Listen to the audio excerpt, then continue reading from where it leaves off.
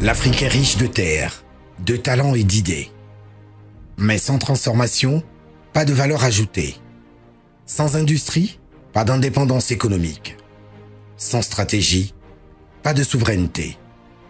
2 hommes en Côte d'Ivoire ont fait de cette vérité un combat. Alassane et Fousseni Diakité, jumeaux, entrepreneurs, visionnaires. Originaires de Divo, ils savent que la vraie richesse de l'Afrique réside dans sa capacité à transformer ses ressources. En 2016, ils fondent Diakité Cocoa Products, spécialisé dans la transformation artisanale et semi-industrielle du cacao.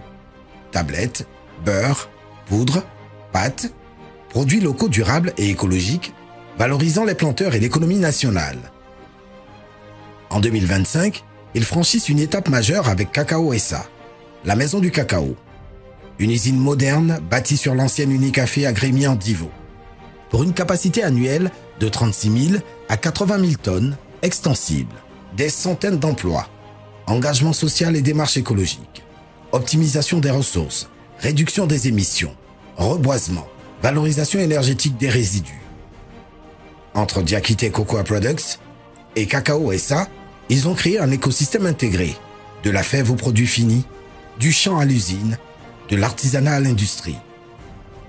Lors de la conférence Industrialiser l'Afrique, quelle stratégie pour 2025-2035 ? Ils défendent un modèle africain. Transformer localement les ressources, mobiliser capitaux africains et diasporiques, former des entrepreneurs industriels, créer de l'emploi durable, industrialiser en protégeant l'environnement. L'Afrique industrielle ne viendra pas d'ailleurs. Elle se construira ici, par ses enfants. Les frères Diakité en sont la preuve vivante. Selon nous, l'industrialisation de l'Afrique sur la prochaine décennie reposera avant tout sur 3 leviers essentiels. Le premier levier, c'est la mise en place d'infrastructures industrielles modernes et d'une énergie fiable à coût compétitif. Parce que 5 kW abordables, des routes praticables, des connexions ferroviaires et portuaires efficaces. Le deuxième levier, c'est l'accès à un capital patient et à des marchés sécurisés. Les industriels ont besoin d'outils financiers adaptés, comme des fonds de garantie, le crédit à bail ou des financements export, ainsi que de politiques régionales qui favorisent l'achat africain. Enfin, le troisième volet, c'est la maîtrise des compétences, des technologies et des normes. Cela passe par une formation professionnelle adaptée aux besoins des usines. Il faut l'intégration des nouvelles technologies dans le processus de production, la digitalisation pour assurer la traçabilité et la conformité aux standards internationaux, afin de conquérir bien sûr des marchés à forte valeur ajoutée. Le premier défi majeur, c'était le manque d'informations. Parce que n'ayant pas assez d'informations, nous avons été confrontés au coût d'investissement. Comment monter réellement son dossier pour pouvoir avoir un coût d'investissement pour être exonéré de tout ce qui est matériel. Avec des personnes de bonne volonté, nous avons pu avoir le coût d'investissement. Mais il y avait encore des difficultés au niveau de la position tarifaire, du positionnement douanier. Et quand des machines sont arrivées de manière fractionnée, c'était compliqué pour nous de faire le dédouanement. Deuxièmement, il y a le volet du financement. Les banques n'ont pas été favorables à nos demandes de financement. Le troisième défi, c'est au niveau de la formation. Après avoir mis tout cela en place, il est difficile aujourd'hui de pouvoir capter la main-d'œuvre.